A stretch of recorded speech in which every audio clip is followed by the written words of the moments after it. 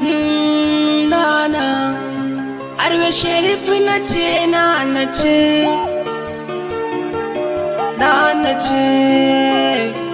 Arwes nace farin ciki nace murmushi nace kwalliya ta nace zantuka nace in ba na zan haukace ta so ni tamkar da su ce a rayuwa da ni ta amince ita yi kwalliya sai nace ita yi zo je nace nace gamo da na tauraruwa mai sanyaya mini zuciya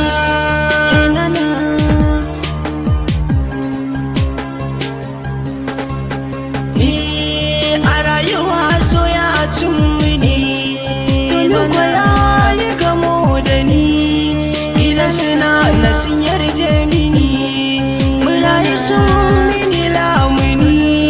babu kamar ta ni na gani ga rayuwar zan ba ku ji mana nace dai nasira a da na sha wuya na shiga rayuwar so na tsaya a lokacin soyayya min zagiya na kasa fita sai shan wuya yau gana a ciki sai dariya so ne ya sa ni na zama gwani akan kinana na zama gwani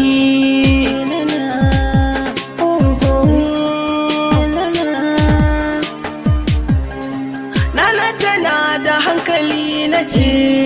tana da tarbiya ga ilimi ga ta fara da kyan nazari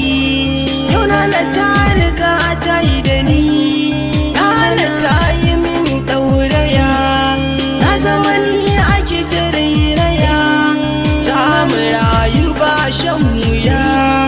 in kira ki dole ne ta tsaya dan na sani ba zan bar ki ba Nana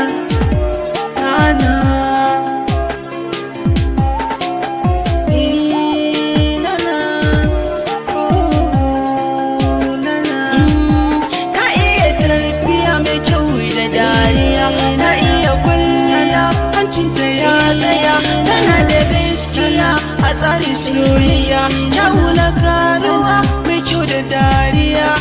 Nana ce ta zama ni ma na zamo nace wurin mu kullum a zuciya ki zan fito ango amarya da ce a soyayya na tsaya dan na kuma za ba shan wuya sannan kina na idariya har yashi Sharifi ina ji da ke Nana zo nace komai nace tare zami bata canza mini ra'ayi auren shi nake so nayi ni zana so ki min lamuni ina san suna ya shiga zuciyar ki ya sa riga